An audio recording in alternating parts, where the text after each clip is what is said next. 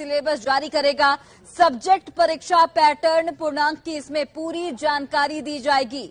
Objective प्रश्न का जो ऑप्शन है वो आसान नहीं होगा, ये भी जानकारी निकलकर सामने आ रही है। तुक्का लगाने पर आपको बड़ा नुकसान हो सकता है। बीपीएससी अपने स्तर का प्रश्न पूछेगा। महीने के अंत तक विज्ञापन देने की भी यहां पर तैयारी है।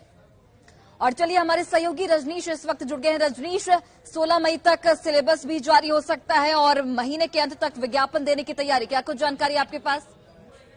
बिल्कुल, देखिए, बीपीएससी और शिक्षा विभाग ने अहम बैठक की है और बैठक में जो है सहमति बन गई है कि अब सिलेबस जो है अगले 4 दिनों के अंदर यानी 16 मई तक जो है सिलेबस जारी कर दिया जाएगा। क्योंकि पैटर्न को लेकर, पूर्णांक को लेकर और जो मार्किंग पॉलिसी है उसको लेकर जो अभ्यर्थी हैं उन्हें अभी तक कुछ भी सही जानकारी नहीं मिल सकी है। ऐसे में ये क्लियर हो जाएगा सिलेबस जारी होने के बाद कि आखिर जो सवाल का पैटर्न रहेगा, जो पूर्णांक रहेगा कितने का होगा और पैटर्न किस तरह का होगा। ऑब्जेक्टिव जो क्वेश्चन की बात आ रही है उसका पूर्णांक 100 रहेगा या 200 रहेगा। हालांकि जो सूत्रों के हवाले से खबर आ रही है कि 16 मई तक जो है पूरी तैयारी है सिलेबस जारी करने की और इस महीने के अंत तक विज्ञापन भी जारी करने का आयोग जो है पूरी तैयारी कर लिया है। बता दें आपको कि शिक्षा विभाग के अपर मुख्य सचिव दीपक कुमार सिंह और लोक सेवा आयोग के जो अध्यक्ष हैं अतुल प्रसाद, दोनों ने बैठक की है और एक्सपर्ट के द्वारा ये सिलेबस तैयार कराया गया है, जिस सिलेबस में एक तरफ ये कहा जाए कि बीपीएससी अपने अनुरूप सवाल करने की तैयारी में है। अतुल प्रसाद ने ट्वीट करके भी जानकारी दे दी है कि आसान नहीं होगा तुक्का मारना।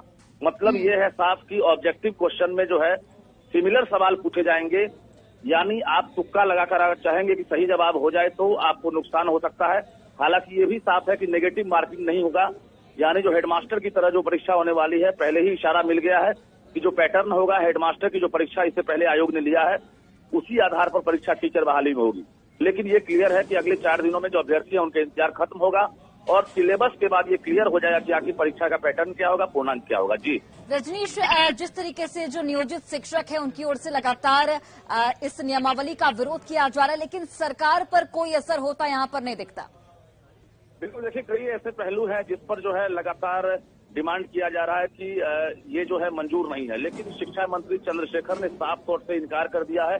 कहा है कि नई शिक्षक नियमावली जिस पर कैबिनेट ने मुहर लगा दी है और जिसकी अधियाचना बीपीएससी को ही भेज दी गई है, यानी उस पर अब कहीं से कोई बदलाव नहीं होगा और इसी आधार पर 1,78,026 पदों पर बहाली होगी। जो नई नियमावली बनी है उसमें कोई बदलाव नहीं होगा। बता दें 6 to 8 में जो वैकेंसी कम है, यानी जो सीटेट बीटेट पास अभ्यर्थी हैं वो लाखों की संख्या में है और ऐसे में बहुत सारे अभ्यर्थी वंचित हो जाएंगे टीचर बनने से। तो ऐसे में जो नियमावली है उसको लेकर भी विरोध है और सीट कम है उसको लेकर भी लगातार विरोध चल रहा है। जी चलिए रजनीश, बहुत बहुत धन्यवाद तमाम जानकारी हम तक पहुंचाने के लिए। तो बड़ी जानकारी आप तक पहुंचा रहे हैं शिक्षक बहाली को लेकर। 16 मई तक सिलेबस जारी हो सकता है। बीपीएससी सिलेबस जारी करेगा।